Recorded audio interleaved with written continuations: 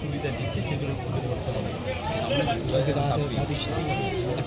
দেখুন, আমাকে যদি জিজ্ঞেস করেন আমি খুব স্পষ্টভাবে বলবো যে গতবার যে আসন তৃণমূল কংগ্রেস পেয়েছিল 26 সালে তার থেকেও বেশি পাবে।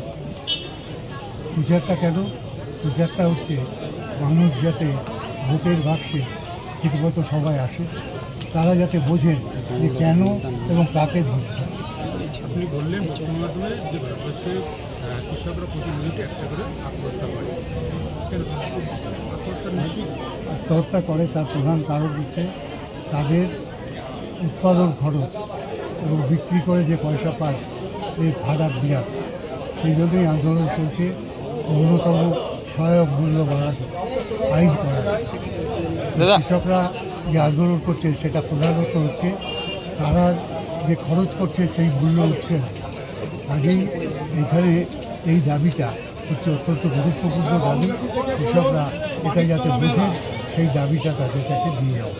আজকে সার, কীটনাশক এবং জল ইত্যাদি কিনতে যে খরচ হয় সেই খরচ তারা বহন করতে পারছে না।